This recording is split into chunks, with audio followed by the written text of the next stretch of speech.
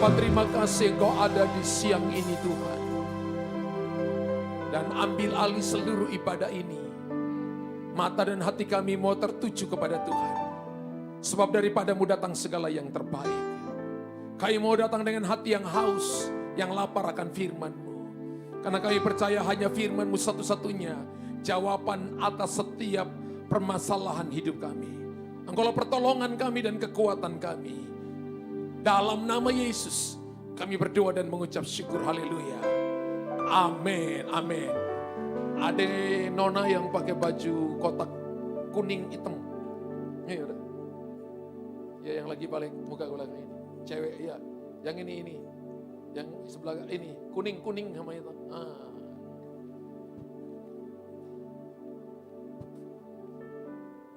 Tolong ada catcher mungkin di belakang. Di sini deh.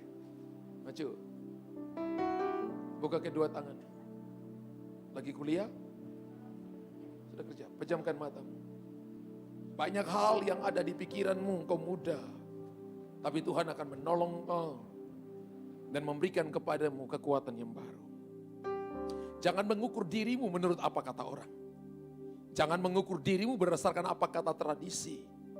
Tapilah ukurlah dirimu berdasarkan apa kata Tuhan bagi engkau. Engkau akan dibawa untuk new dimension musim yang baru. Sehingga ini tempat yang baru bagi engkau. Dan setiap tempat baru engkau harus menaruh Tuhan di depanmu. Engkau belum pernah berjalan ke sana.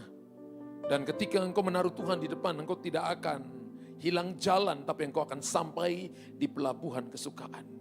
Banyak orang yang mengecewakan engkau, tapi biarlah hatimu tertuju kepada Tuhan.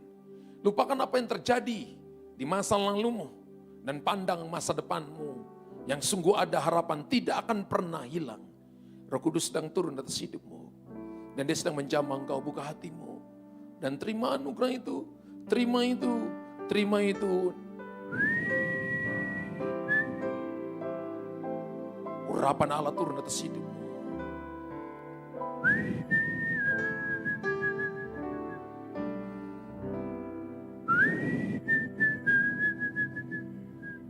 Nikmati, berendam dalam hadirat-Nya, berendam dalam hadirat-Nya, berendam dalam hadirat-Nya. Kekuatan Tuhan berikan kepada engkau, supaya engkau berdiri dan menjadi pemenang kehidupan. Kasih karunia Tuhan turun bagi engkau.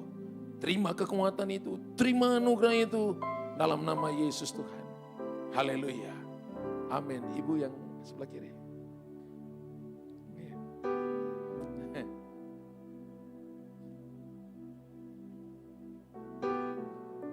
Buka kedua tangan ibu. Anak berapa? Yang paling kecil umur? 21. Itu suami ya. Buka kedua tangan ibu. Tanganmu akan menolong orang-orang yang membutuhkan pertolongan. Hatimu selalu menangis ketika engkau melihat orang-orang yang hancur, broken home. Banyak kali engkau berkata seperti tanganku tidak bisa nyampai kepada mereka. Dan berkali-kali engkau berdoa bagi mereka. Engkau dipanggil untuk berdiri di antara orang-orang yang lemah, yang butuh pertolongan dengan Tuhan, yang hebat, yang bisa lakukan banyak hal. Dan Tuhan berkata, aku akan panggil engkau, aku panggil engkau untuk dimensi ini, untuk musim ini. Untuk engkau berdiri menjadi jembatan, berdoa bagi orang-orang yang membutuhkan pertolongan. Dan engkau akan melihat terjadi pemulihan, terjadi pertolongan, mereka yang lemah dikuatkan, mereka yang tidak ada jawaban dapat jawaban. Mereka yang tadi kehilangan jalan keluar, mendapatkan jalan keluar. Aku memberikan kepadamu hati untuk engkau menolong mereka. Dan berkali-kali, beberapa kali aku bangunkan engkau pada waktu malam. Untuk engkau berdoa bagi mereka. Dan aku memberikan kepadamu hikmat dan pengertian. Kekuatan Tuhan berikan kepada engkau. Anugerah Tuhan berikan kepada engkau. Janji penyediaan Tuhan turun bagi engkau. Tasna paralabasyata kapa. Kasih karunia, kebaikan Tuhan cukup bagi engkau. Memampukan engkau melewati semuanya ini. Dalam nama Yesus Tuhan. Haleluya. Amin. Boleh tepuk tangan bagi Tuhan yang hebat, yang ajaib. Puji Tuhan. Mari kita lihat kitab Roma, pasal yang pertama, ayat yang ke-17.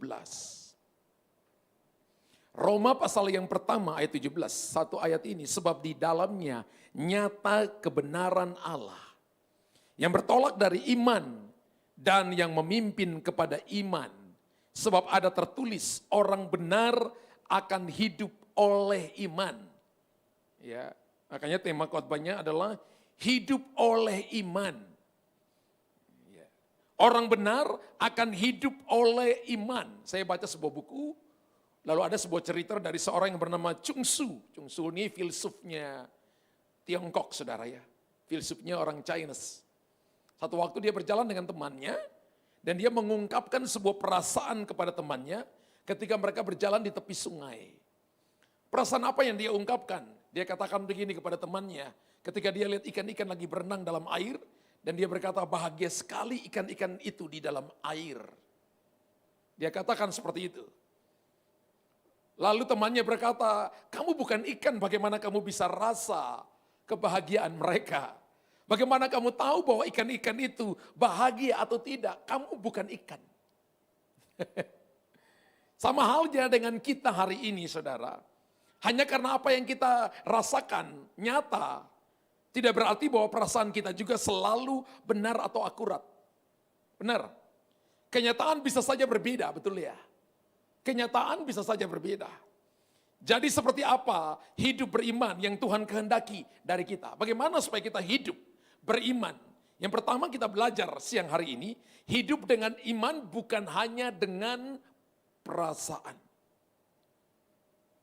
Amsal pasal 3 ayat yang kelima, firman Tuhan berkata, percayalah kepada Allah dengan segenap hatimu. Dan jangan bersandar kepada pengertianmu sendiri. Percayalah kepada Allah dengan segenap hatimu. Panggilan orang percaya adalah saudara dan saya percaya kepada Tuhan. Kata percaya itu dalam bahasa Yunani dipakai kata pistis. Pistis itu artinya percaya kepada Tuhan. Pistis itu artinya bergantung kepada sesuatu. Andai kata di bawah ini adalah jurang yang terjal, maka Bapak Ibu misalnya jatuh dari jurang, kemudian Bapak Ibu pegang sebatang akar, sebatang pohon, maka saya percaya hanya orang bodoh yang melepaskan tangan dari akar atau batang pohon itu. Bapak Ibu akan pegang sekuat-kuatnya supaya tidak jatuh dalam jurang. Tapi kalau Bapak Ibu perhatikan, akar kata dari pistis adalah pistewo. Pistewo itu artinya mempercayakan diri kepada Tuhan, bahwa Tuhan yang pegang kita dan kendalikan kita. Jadi ketika Bapak Ibu berkata bahwa saya beriman, itu bukan tentang saudara, itu tentang Tuhan yang pegang kita dan kendalikan kita. Jadi masa muda kita Anda berkata, saya masih muda, saya mau hidup seenaknya. Anda belum lihat apa yang akan terjadi besok, apa yang akan terjadi minggu depan, apa yang akan terjadi bulan depan. Bapak Ibu dan saya yang pegang hari esok kita adalah Tuhan. 1 jam yang kemarin, 1 jam yang lalu sudah jadi sejarah dalam hidupmu. Tapi 1 jam yang akan datang begitu suci, begitu mulia Tuhan ada di sana. Maka kita harus mempergunakan waktu dengan baik. 2 Korintus pasal 5 ayat yang ke-7 berkata, sebab hidup kami adalah hidup karena percaya, bukan karena melihat. Bapak Ibu, anak-anak muda dengarkan baik-baik. Alkitab berkata kekristenan itu bukan lihat baru percaya. Tapi Bapak Ibu tidak lihat namun percaya. Sebab hidup kami ini adalah hidup karena percaya, bukan karena melihat. Dan Tuhan ingin kita tidak bergantung pada pengertian kita sendiri kan. Pada pengetahuan kita sendiri kan. Tapi Tuhan mau kita bergantung kepadanya.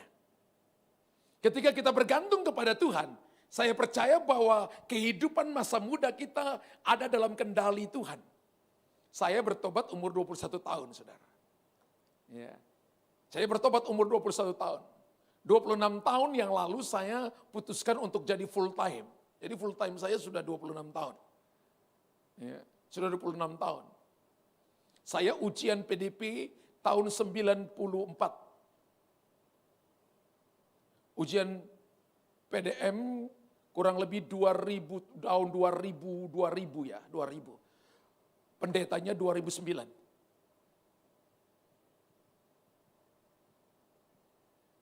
Ketika saya masih muda, papa saya bilang, saya anak yang jadi preman dan tukang bakul. Nggak mungkin. Karena saya anak nakal, suka berkelahi, ikut bela diri, taekwondo, jadi pelatih taekwondo, suka berkelahi, saya ikut bela diri karena saya mau pukul papa saya. Sehingga kami 7 bersaudara, saya nomor 4, 3 di atas, 3 di bawah, saya tengah-tengah. 3 kakak saya, pinter-pinter semuanya. Yang nomor 1 lompat kelas, dari kelas 3 lompat kelas 4. Yang nomor 2 dari kelas 4 lompat kelas 5. Kakak di atas saya lompat di kelas 2 kali. Saya nomor 4 tidak pernah tinggal kelas. Naik kelas terus tapi tidak pernah tinggal kelas. Saya ingat pertama kali terima raport, papa saya bilang, kamu anak bodoh, nanti jadi tukang bakul dan preman. Karena saya kelas 1 sudah pukul kakak kelas dan dikeroyok saudara. Pulang benjol di sini. Pulang nangis, papa bilang, siapa yang pukul kamu? Itu pak, balik. Saya pikir balik anaknya dijewer telinga. Mana yang pukul kamu? Ayo berkelahi lagi. Bayangkan saudara. Saya dalam hati saya, nanti saya pukul papa saya. Kelas 6 SD saya ikut bela diri. 15 tahun ikut bela diri. Hampir tiap hari berkelahi. Dan papa saya katakan, jadi preman dan tukang bakul. Tapi tahukah saudara, Tuhan punggul saya di tempat sampah. Cuci saya dengan darahnya. Dan jadikan saya hamba Tuhan. Kalau bukan Tuhan gak mungkin. Kalau bukan Tuhan gak mungkin. Hari ini mungkin Anda punya masa lalu. Anda nakal, Anda mabuk, Anda pemabuk, Anda bejina. Anda hidup sembarangan, gonta-ganti pacar. Anda hidup tidak berkenan di hadapan Tuhan. Masih ada masa depan bagi saudara. Masa depanmu sungguh ada. Harapanmu tidak akan pernah hilang. Ketika kita datang dan bertobat, terima Yesus sebagai Tuhan dan Juru Selamat menurut Roma 10 ayat 9 dan 10. Mengaku dalam hati bahwa dia Tuhan, kamu diselamatkan. Dan ketika saudara dan saya sudah diselamatkan, bertobat, rohmu disempurnakan, jiwamu perlahan-lahan diisi oleh firman, tubuhmu yang tadinya najis sekarang dikuduskan oleh Tuhan. Anda jatuh kembali dalam dosa. 1 Yohanes 1 ayat 9 berkata, jika kamu datang mengaku segala dosamu, maka Allah setia dan adil mengampuni, menyucikan kita dari setiap pelanggaran kita.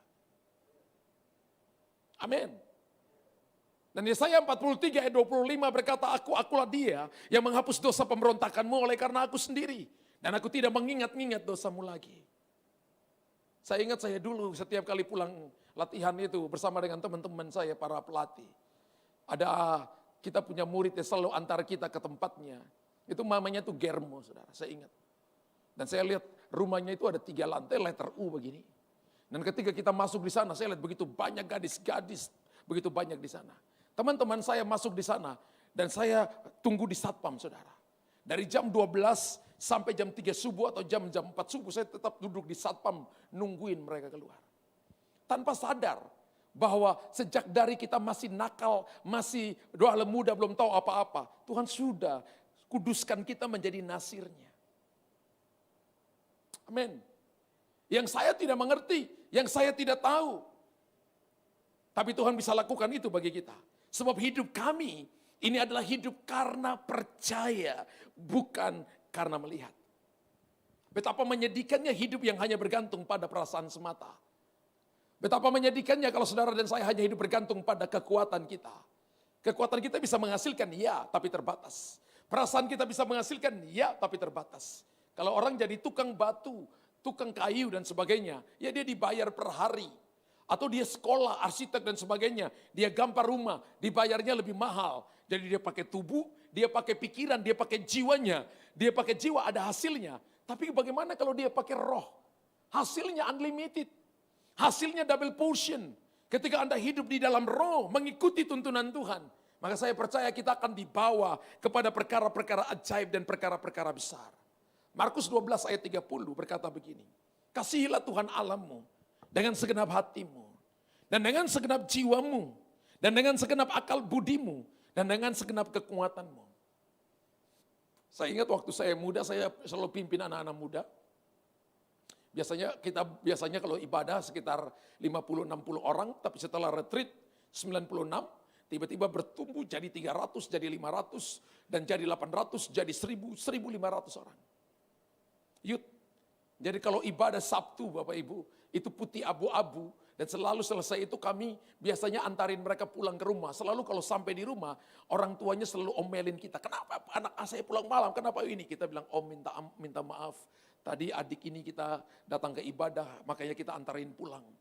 Omnya itu nanti 3 bulan kemudian datang ke gereja sudah bertobat. Kemudian cari kita dan berkata, nak minta maaf, kamu kalau antar anak saya pulang saya marah-marah. Kok om lihat kalian tidak pernah marah ya? Om kalian cuma bilang minta maaf, minta maaf, minta maaf, minta maaf. Setiap minggu cuma minta maaf, minta maaf. Lalu omnya tuh kepingin tahu ini anak-anak seperti apa. Datang bertobat, jadi pendoa syafaat.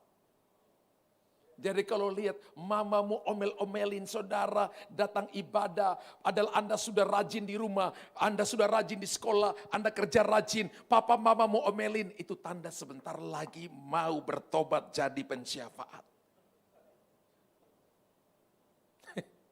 Haleluya. Mungkin saudara dan saya bertanya-tanya, manusia kan punya perasaan, Pak Pendeta. Lantas bagaimana cara untuk kita tahu batasan mana perasaan dan boleh terlibat di dalam hidup rohani? Boleh enggak? Apakah dalam perjalanan iman kita tidak boleh pakai perasaan? Kan manusia punya jiwa, pikiran, perasaan, dan kehendak. Apakah kita enggak boleh pakai perasaan? Makanya poin yang kedua, ini yang saya mau bahas. Seimbangkan iman dan perasaan. Ketika perasaan itu sejalan dengan iman atau sejalan dengan firman Tuhan. Boleh pakai perasaan, tapi perasaan itu harus sesuai dengan firman Tuhan. Kalau perasaan itu tidak sesuai dengan firman Tuhan, maka Bapak Ibu jangan pakai. Misalnya ketika Anda tahu bahwa seseorang itu ngomongin Anda di belakang, lalu Anda sakit hati, maka Anda tidak memakai perasaan yang sesuai dengan perasaan Kristus. Filipi pasal 2 ayat yang kelima. Hendaklah dalam hidupmu bersama, engkau menaruh pikiran dan perasaan yang terdapat dalam Kristus Yesus. Pikiran dan perasaan Kristus, itu adalah firman Allah. Kami punya komunitas di WhatsApp itu namanya komunitas Speak the Word. Ada ribuan orang di sana. Tugas mereka apa saudara? Itu grup memperkatakan firman Tuhan. Jadi orang yang masuk di sana harus ikut aturan yang ada di sana. Bahwa mereka harus hafal firman di bawah jam 10 pagi. Selama 21 hari, dimulai biasa kita kasih tanggung jawab mulai kitab Mazmur. Mazmur pasal pertama itu ayat 1 sampai ayat yang ke-6. Jadi cara bacanya mulai dari baca cepat dulu, kemudian baca yang kedua agak lambat sedikit, baca yang ketiga agak lambat sekali bacanya perkata. Ayat mana yang bicara secara pribadi itulah rema, itu yang dihafalkan. Kemudian kirim ke voice note. Selama 21 hari tidak boleh absen satu kali pun. Di bawah jam 10. Jadi kalau di tengah-tengahnya dia hari ke-10 dia lupa, maka dia harus kembali ke hari pertama. Biasanya setelah 21 hari, hari yang ke-22 itu sudah terpola di pikirannya, terpola di hidupnya. Dia akan hafal firman Tuhan itu. Di grup saya sudah ada yang hafal sampai 1000 hari tanpa absen satu hari pun. Ada anak-anak perempuan saya didik mereka. Anak umur 8 tahun sudah hafal 900 hari tanpa absen satu hari pun. Ada grup anak-anak, mungkin ada 150 anak-anak di grup yang diurusin anak perempuan saya. Hafal firman every day. Saya nggak tahu Bapak Ibu hafal atau tidak. Haleluya. Memang firman Tuhan berkata bahwa kita harus hidup oleh iman. Yes and amen.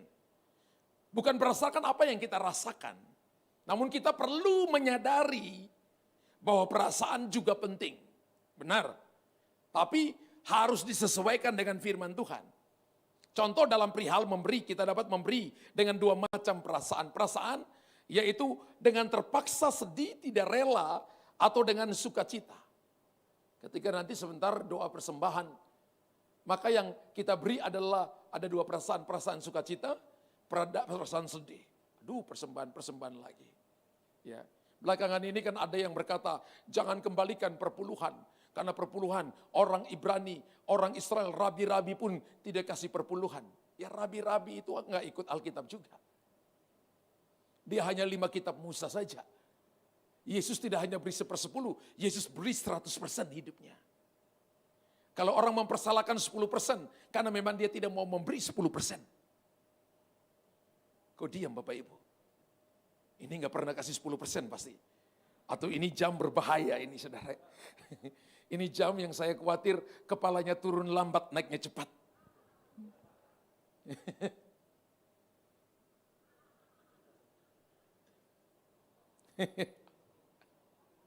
2 Korintus pasal 9 ayat yang ke-7.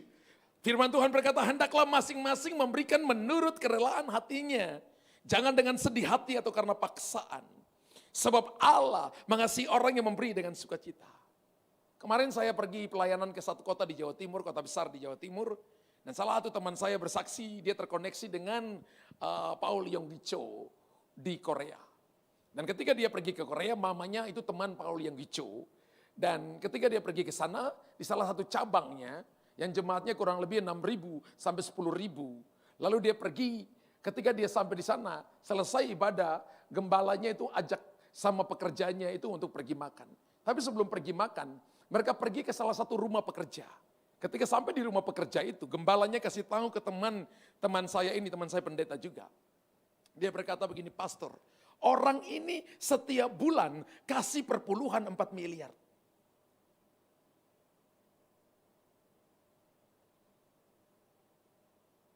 Wow, setiap bulan kasih perpuluhan 4 miliar. Lalu saya ngomong ke teman saya, kamu kalau ngomong dengan saya, jangan nambahin bumbu. Yang benar, kamu ngomong benar. Dia katakan, saya takut ngomong bohong dengan pastor. Karena saya juga hamba Tuhan. Saya yang dengar dari mulut gembalanya. Lalu waktu sampai di rumahnya, gembalanya tanya kepada pekerja, ini rumah kamu? Pribadi atau kontrak? Temannya itu, pekerjanya bilang, ini rumah kontrak, pastor. Loh, mulai bulan depan jangan kasih perpuluhan 4 miliar lagi. Gembalanya bilang, beli rumah kamu pribadi.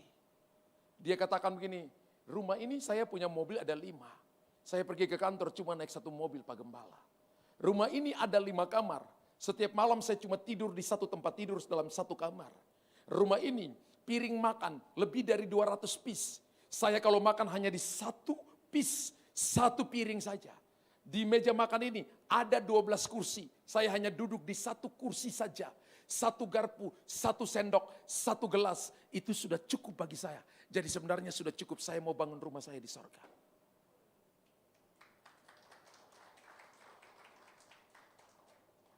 Terus teman saya ini tanya ke saya, Pastor Luther, pernahkah Pastor Luther lihat orang kasih persembahan perpuluhan setiap bulan 4 miliar? Saya bilang saya ini ada di gereja besar. Tapi saya pernah cuma lihat 1 kali ada orang yang kasih perpuluhan 1 miliar. Tapi bulan depan sudah nggak lihat lagi. Sampai sekarang ini saya nggak lihat lagi ada orang kasih perpuluhan 1 miliar. Alkitab berkata begini, akan terjadi pelimpahan kekayaan bangsa-bangsa. Sudah pernah terjadi di masa Yusuf. Sudah pernah terjadi di masa Musa. 1 malam 1 bangsa dijarah. Sudah terjadi di masa Salomo. Hagai pasal 2 ayat 7 sampai ayat 10. Alkitab katakan, aku akan menggoncangkan langit, bumi, laut, segala isinya. Sehingga barang indah-indah kepunyaan segala bangsa akan datang mengalir kepada orang benar. Tidak bilang mengalir kepada gereja Tuhan. Sebagai organisasi, tapi datang kepada gereja secara pribadi. Gereja yang kudus dan am itu personal, am itu pribadi.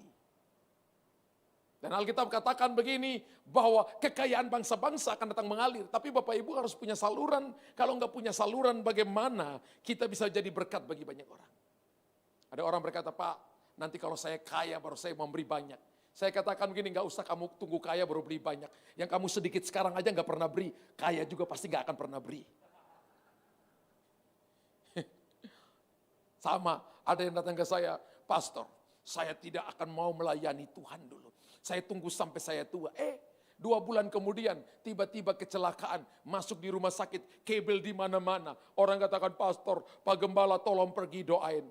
Waktu saya sampai, saya marahin, Bapak Ibu pikir saya, aduh kasihan banget kamu. Enggak, saya marahin. Kamu 2 bulan yang lalu bilang, nanti saya tua dulu baru melayani Tuhan. Kamu enggak tahu apa yang akan terjadi dengan kamu. Sekarang kamu umur masih di bawah saya. Sudah ada kabel di mana-mana. Pastor kalau saya sembuh, saya mau melayani. Jangan ancam-ancam Tuhan. Masih sehat aja enggak mau melayani. Tuhan tahu hati model begini.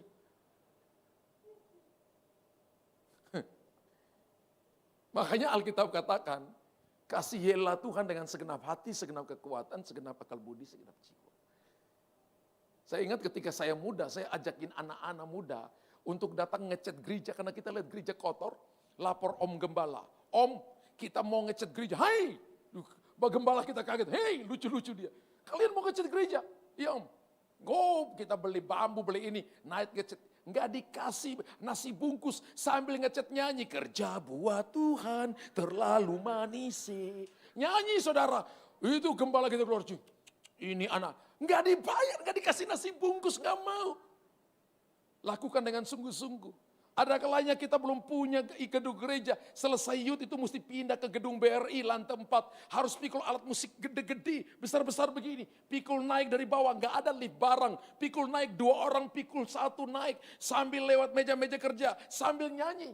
Bapak Ibu tahu nggak? Gara-gara pikul barang, gara-gara latih untuk gulung kabel, jadi pendeta, jadi gembala.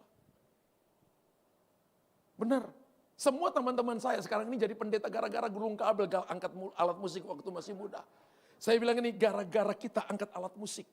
Tuhan bilang, ini hamba-hambaku. Nggak dikasih persembahan kasih, nggak dikasih nasi bungkus sama gereja, nggak dapat apa-apa. Cuma datang melayani dengan hati yang cinta akan Tuhan. Dulu kan belum ada LED, dulu OHP. Saya dulu tuh tugas pelayanan OHP, saudara. Duduk di depan kecok-kecok. Jadi apalagi kalau misalnya tiba-tiba singersnya lagi WL-nya cari lagu baru. Jadi kita mana nomor yang sana bilang nomor 2, 7 jadi pakai tangan saudara. Waduh, belum canggih seperti yang sekarang melayaninya udah ada LED, gitu. Sudah ada Zoom, ada macam-macam. Dulu OHP. Saya melayani OHP kemudian jadi singers di depan. Disuruh pimpin pujian, mulai khotbah saudara. Nggak ada langsung. Tapi Tuhan tuh lihat hati. Amin. Tuhan lihat hati. Matius pasal 9 ayat 36.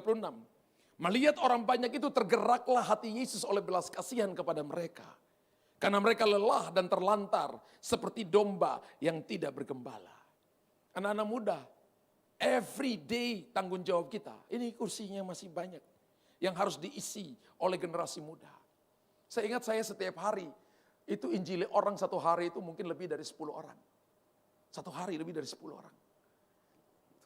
Sehingga anak-anak youth itu bertumbuh dari 60 jadi 1.500. Dulu kalau mereka bilang kasih tahu ke istri saya, mereka panggil Kaleni. Kalau Kaluter ada di pintu utama, kita putar jalan masuk, kita nggak mau ketemu Kaluter di depan takut kelepasan. Mereka putar jalan masuk. Itu ada pintu 1, 2, 3, pintu 3. Jadi kalau saya di satu pintu, mereka putar. Mereka naik tangga, udah lihat, lari lagi saudara. Anak-anak youth. Kemarin saya diundang ke Pekanbaru. Jadi dulu anak ini masih kelas 2 SMA. Sekarang jadi gembala. Kawin sama orang Batak, orang Medan. Gembalakan di sana. Dia ketemu saya, dia bilang, Kaluter, ini saya. Wah, terus ngapain kamu? Saya jadi gembala, saya mau undang Kaluter. Saya diundang ke sana. Saya sampai di sana tuh bangga gitu loh. Saya tanya dulu kamu kelas berapa? Kelas SMA kelas 2. Terus apa? Kita kalau lihat Kaluter di pintu utama, kita putar jalan takut kelepasan di sana.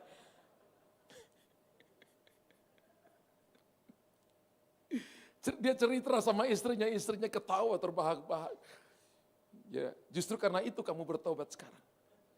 Karena itu kamu bertobat sekarang. Terus apa? Saya tanya apa yang kamu ingat? Kaluter bilang ingatkan kita waktu muda. Jangan kamu pernah lupa dari mana kamu berasal kalau kamu sukses. Kalau Tuhan angkat kita, jangan pernah lupa. Orang-orang dari timur itu kalau nggak dikasih ingat, lupa diri. Kalau lupa, siapa namamu? Aduh, aku lupa siapa saya. Itu orang gila, saudara. Apalagi kalau orang bertengkar, suami istri bertengkar. Yang suami bilang, kamu nggak tahu siapa saya. Istrinya juga bilang, kamu juga nggak tahu siapa saya. Dua-dua gila, saudara. Nggak tahu bahwa siapa dirinya, siapa namanya. Lupa namanya. Saya pernah begitu, ada yang datang mau konseling sama saya. Tiba-tiba istrinya ngomong, suaminya tarik napas. Saya bilang, wah ada ini pasti bertengkar nih. Tiba-tiba bertengkar. Suami bilang, kamu nggak tahu siapa saya. Aku nggak tahu siapa saya. Saya bilang, saya nggak mau konseling orang gila, ayo keluar dari ruangan saya. Langsung mereka malu minta maaf.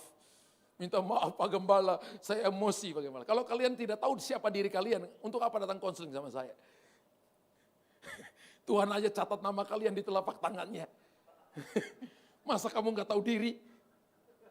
Saya bilang yang suami karena masih muda 37, 36 atau 37 tahun, istrinya masih di bawah itu. Kamu juga cerewet firman Tuhan. Kamu juga kalau istri ngomong diem denger dulu. Ya Pak Gembala, mau bertengkar lagi? Kalau mau bertengkar saya suruh itu sekretaris saya beli hanskum tangan tinju di depan saya. Lucu. Akhirnya diem, bertobat hari itu.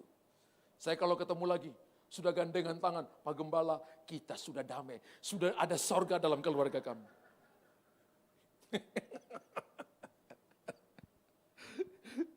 Ada yang datang kepada saya, Pastor, saya sudah berdoa.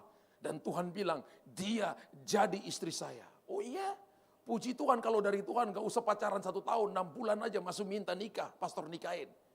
Karena pernikahan itu peperangan sesungguhnya. Loh kok bisa begitu pastor? Kamu dengar aja lagu pernikahan. Teng, teng, teng, teng, teng, teng. Di belakangnya, teng, itu kan lagu peperangan. Itu kan bunyi peperangan. Itu kan bunyi peperangan. Jadi ada yang mau nikah, Anda masuk dalam peperangan sesungguhnya. Kan waktu masih muda, cowok datang udah pakai parfum. Yang perempuan sudah pakai lipstick, pakai blush on, pakai eyeshadow. Keren sudah parfum di mana-mana. Tapi ketika Anda nikah, bangun pagi, buka mulut, tembok berubah. Mau tahan 30 tahun? Tahan 40 tahun? Bertambah tahun, Anda dempul pakai apapun, istri keriput, suami keriput juga. Haleluya.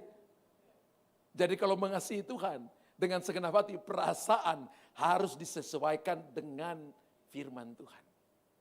Kemarin saya khotbah di mana? Saya khotbah di Surabaya. Saya lihat di sebelah kiri saya ada bapak dan ibu ketawa, bapak terketawa terpingkal-pingkal, terus istrinya cubit-cubit suaminya paha. Karena saya katakan ada suami istri yang uangnya banyak, tapi suami nggak pernah bilang kepada istrinya, wow, ini satu kali pun. Itu suaminya ketawa terbahak-bahak karena itu papanya teman saya yang gerejanya itu. Tertawa terbahak-bahak. Dia pulang dia bilang gini, Pastor, itu suami saya itu apa namanya, orang Cina Toto itu begitu sulit sekali untuk bilang wow ini I love you itu. Saya bilang enggak, sekarang bukan Toto, bukan mana, kita warga kerajaan Allah. Amin. Ada yang datang bilang saya 3 bulan kemudian yang ceweknya datang udah nangis. Pastor, itu nakal dia, jahat dia, kenapa?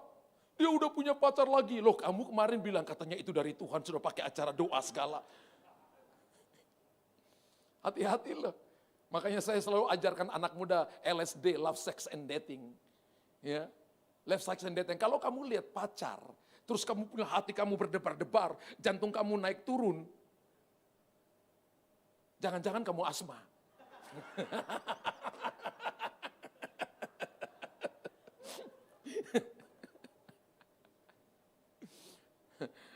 Kalau kamu sudah begitu, datang tanya Tuhan. Jadi kalau Anda lagi cari pasangan hidup, hatimu harus netral. Jangan suka dulu. Kalau Anda suka, perasaan ikut mau. Ketika Anda datang dalam doa, Anda akan bilang, perasaan akan bilang ini, itu milikmu, itu pacarmu, itu datang dari Tuhan. Akan begitu. Jadi hatinya harus nol. Hatinya harus nol. Nanti, kalau saya mau konseling anak-anak pernikahan, biasanya kan 3 bulan kita GBI. Saya selalu suruh puasa 30 hari. Jadi yang biasa puasa, berarti nggak bisa dinikahin. Puasa 30 hari. Tanya Tuhan, apa ini ya or not? Yes or not? Harus netral di hadapan Tuhan. Pastor, kalau dating bisa bertengkar enggak? Harus bertengkar. Bertengkar maksudnya jangan pukul-pukulin. Bertengkar beda pendapat bukan berarti musuh kan? Maksudnya beda pendapat. Kalau saya nggak suka, saya ngomong ini. Kalau saya mau ini, saya harus. Jangan diam-diam saja karena lagi istilahnya apa bucin-bucin ya. Ya. Istilah anak-anak sekarang itu bucin. Ya. Pak Robert tahu arti bucin nggak? Zaman kita ini sudah harus belajar bahasa anak-anak muda sekarang. Saya tanya anak saya, apa itu bucin? Bucin itu budak cinta Bapak. Saya cari di kamus KBBI, nggak ada. Nggak ada bucin. Bahasa anak-anak sekarang, saya tanya mereka, anak saya paling besar 24 tahun, laki yang nomor 2 perempuan. Kalau ngomong di rumah, ini artinya apa? Ini artinya apa? Ini artinya apa? Saya nggak ngerti. Bahasanya jadi berbeda. Kalau WhatsApp saya bilang, WhatsApp pakai bahasa Indonesia sesungguhnya. Ya bayangkan anak perempuan saya kuliahnya di LSPR, suka bahasa. Suka bahasa Inggris, suka bahasa Mandarin, suka bahasa Korea. Kalau WhatsApp saya itu pakai bahasa Mandarin atau Korea, saya nggak bisa balas. Saya harus copy dulu, saya harus bahas di Google Translate. Saya tanya ini bahasa apa? Korea Papa. Oh iya tunggu nanti Papa balas. Tanya, Papa apa kabar? Papa tinggal di hotel mana? Kamar nomor berapa? Sudah makan siang atau belum? Bayangkan banyak itu. Saya harus copy dan jawab dia dalam bahasa Indonesia. Dia jawab saya dalam bahasa Korea atau bahasa Mandarin lagi. Bayangkan anak-anak model begitu. Kalau orang tua nggak mau belajar. Iya. Jadi orang tua yang kuper. Masa anak begitu kita mau coret namanya dari kartu keluarga? Kan nggak bisa. Anak zaman now. Yang ketiga adalah ketika perasaan tidak sejalan dengan iman. Nah, ada banyak orang Kristen yang ini aku rasa. Makanya kalau perempuan main di perasaan, yang laki-laki main di logika. Itu sudah langit dan bumi. Jadi kalau perempuan laki bertengkar, perempuan kata, Papa aku rasa. Yang laki-laki bilang, Ma aku pikir. Papa aku rasa, sudah pakai air mata. Aku rasa, aku pikir. Kalau itu dipakai lagu dandut, aku rasa, aku pikir. Aku rasa, aku pikir. Nggak akan pernah ketemu. Nggak akan pernah ketemu. Jadi caranya seperti apa? Caranya seperti apa? Misalnya saudara dan saya misalnya, ketika perasaan tidak sejalan dengan iman, maka perasaan kita harus ditundukkan di bawah firman Tuhan. Katakan amin. Ibrani 3 ayat yang ke-15, coba kita lihat. Ibrani 3 ayat yang ke-15. Apabila pernah dikatakan pada hari ini jika kamu mendengar suaranya janganlah keraskan hatimu seperti dalam kegeraman. Misalnya ada orang yang menyakiti saudara, akan main di perasaan. Betul? Akan main di perasaan, Bapak Ibu akan dongkol dengan orang itu. Ketika orang itu, Anda lihat dia lewat di depan mata Anda, langsung nafasmu seperti berasap, rambutmu seperti berasap naik ke atas, seperti ada asap yang keluar dari mulutmu, keluar dari hidungmu, jantungmu itu kan? Kenapa? Main di perasaan. Jadi caranya seperti gimana? Supaya perasaan harus sejalan dengan iman. Jangan membiarkan perasaan tidak sejalan dengan iman akan membuat kita sakit. Hati gembira obat yang manjur, semangat yang patah mengeringkan tulang, tapi hati yang gembira akan membuat muka berseri-seri dan bercahaya. Coba lihat kiri kanan, itu muka lagi berseri-seri bukan muka ngantuk. Haleluya. Amin. Harus. Saya ingat ketika saya didoain kelepasan tahun 91. Terus pendeta yang doain saya, bahwa pendeta Frankie Utana, dia katakan begini, kamu pulang ini ketemu papamu dan minta maaf dari papamu. Saya cari waktu itu 1 minggu, 1 minggu lebih. Saya harus lihat posisi papa saya gimana, dan saya lihat satu waktu dia lagi berdiri di depan rumah, lagi santai. Lalu saya datang, langsung saya peluk papa saya, Papa, saya minta maaf, saya anak kurang ajar, saya anak tidak tahu diuntung, saya anak nakal. Saudara, orang Ambon itu kaku. Saya tuh lupa kapan terakhir papa saya cium saya kiri kanan, saya lupa. Papa saya kaku mungkin 2-3 menit, bagi saya itu seperti 2-3 jam. Tidak ngomong apa-apa. Tiba-tiba saya rasa tangan kanannya naik peluk saya, tangan kirinya peluk saya, dan papa saya katakan, memang kamu kurang ajar. Memang kamu tidak tahu diuntung. Saya ingat waktu itu. Tapi itu enggak titik, ada komanya. Tapi kamu harus tahu, papa sayang kamu. Saudara, hari itu saya nangis dalam pelukan papa saya. Dan hubungan kami pulih. Beliau meninggal 2012. Setelah itu, hampir setiap hari telepon saya, minimal 3 kali. Itu sakit jari kelingking aja, digigit nyamuk, telepon. Sudah nggak panggil nama saya Luther, Pak Pendeta, tolong doain papa petunjuk tangan. Tangan papa digigit nyamuk. Bayangkan seperti itu. Sampai itu bekas gigitannya hilang, hampir setiap hari, tolong doain papa. Bayangkan sampai begitu, hubungannya sudah sampai begitu. Yang tadinya nggak pernah. Tahun 2012, November, saya ingat saya datang Agustus, September, Oktober. Oktober akhir saya datang, minggu pertama saya datang. Bulan awal November saya datang. Tunggu 2 minggu papa saya meninggal. Beliau keluar dari kamar dengan wajah yang sudah lemas. Dia duduk depan saya dan dia katakan, papa mau ngaku dosa untuk kamu. Bayangkan, lihat saya sebagai hamba Tuhan yang dulunya saya sakit hati dengan papa saya dan ngaku dosa di hadapan saya. Papa saya bilang begini, papa punya ilmu memadamkan api. Bayangkan, kami kaget. Saya tanya kakak yang paling besar saya, tahu nggak papa punya ilmu memadamkan api? Nggak tahu. Saya tanya yang nomor 2, tahu? Nggak tahu. Nomor 3, nggak tahu. Saya waktu itu guyon dengan papa saya, papa, andai kata kalau papa, ini angan-angan, ini berandai-andai kalau papa masuk neraka, maka api neraka padam karena papa punya ilmu memadamkan api. Beliau ketawa waktu itu dan minta saya doakan beliau. Pakai ilmu padamkan api. Dia ngaku 4 dosa di saya. Pertama, papa kurang ajar dengan mama, nenek saya. Ngaku. Saudara tahu, orang itu di akhir-akhir hidupnya, orang mau menghadap pencipta, orang itu takutlah. Hari ini saudara dan saya masih hidup. Anda nggak tahu 1 jam yang akan datang seperti apa. Hiduplah sungguh-sungguh dengan Tuhan. Pikiranmu harus selaras dengan Tuhan. Hiduplah dengan iman, supaya Anda melihat mujizatnya terjadi dalam hidupmu. Hiduplah dengan perkataan Tuhan, dan Anda akan lihat terobosan perkara-perkara besar, perkara-perkara ajaib terjadi. Saya ingat ketika saya di Denpasar itu 10 tahun. Anak perempuan saya lahir di sana, tahun 2001 anak perempuan saya lahir di sana.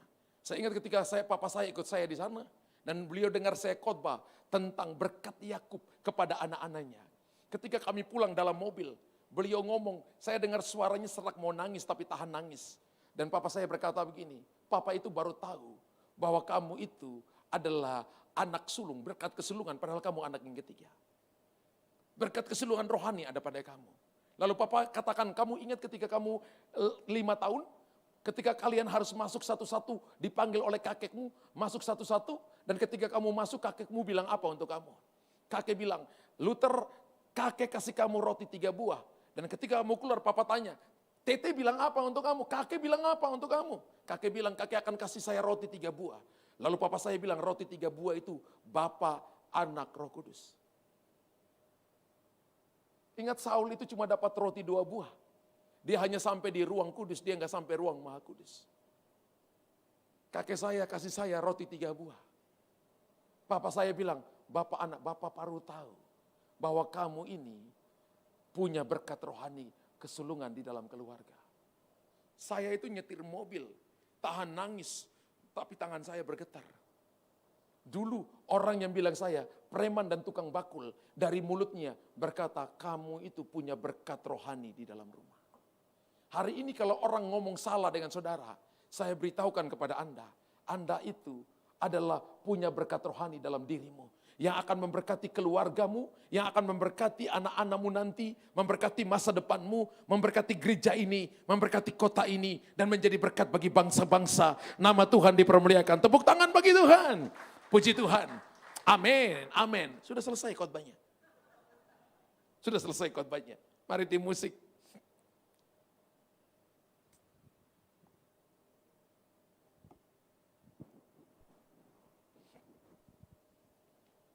Jadi kita hidup dengan iman itu bukan dengan perasaan.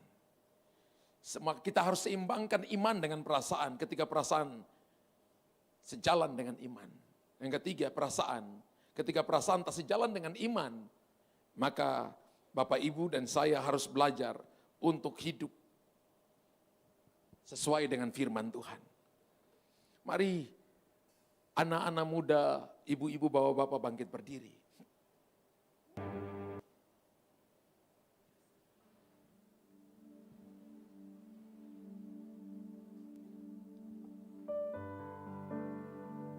Yesus yang panggil, Yesus yang panggil, Yesus panggil orang berdosa. Saya dipanggil Tuhan.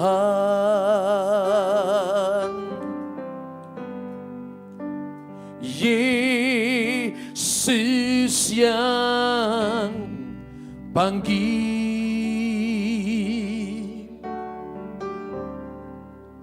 Yesus yang panggil. Yesus panggil orang berdosa. Saya dipanggil Tuhan. Yesus yang panggil. Yesus yang panggil.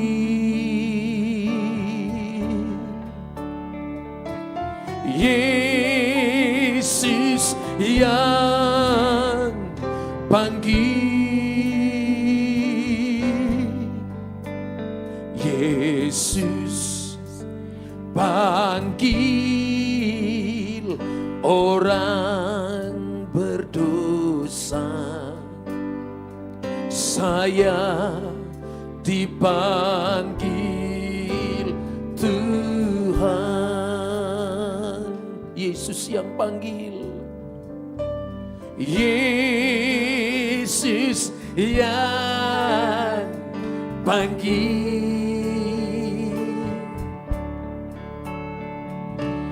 Yesus yang panggil. Yesus panggil orang berdosa. Saya dipanggil Tuhan. Berapa banyak Anda yang tahu bahwa Anda dipanggil oleh Tuhan untuk hidup di dalam iman? Kalau itu saudara, angkat tangan kananmu tinggi. Kalau Anda tahu, maka Anda akan melihat masa depan penuh harapan. Kalau hari ini yang Anda lalui jalan-jalan sempit, bukan berarti bahwa Tuhan tidak ada di sana. Dia Immanuel, Dia yang selalu menyertai setiap langkahmu. Kalau itu saudara, dan Anda berkata, Tuhan, kalau itu Engkau panggil aku, katakan Tuhan ini aku. Katakan Tuhan ini aku. Kalau itu saudara, keluar dari kursi, lari ke depan, maju ke depan, yang perempuan kanan saya, yang laki kiri saya. Yesus yang panggil. Yang angkat tangan silakan maju. Yesus yang panggil. Yesus panggil orang berdosa.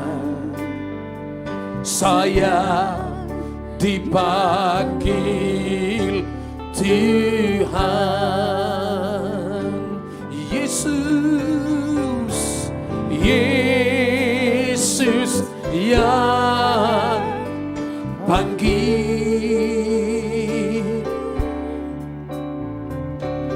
Yesus yang panggil. Yesus panggil orang berdosa.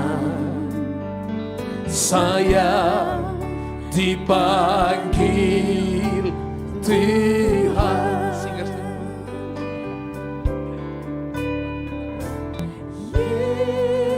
Yesus yang panggil. Yesus yang. Banyak hal besar sedang terjadi atas hidup. Apa yang tadinya tidak mungkin, jadi mungkin. Aku telah memberi yang terbaik bagi engkau, tapi aku akan membawa engkau kepada level kemuliaan. Aku akan pergi ke tempat-tempat yang dalam, yang tadinya cuma ikan-ikan kecil, sekarang engkau akan mendapatkan ikan-ikan besar.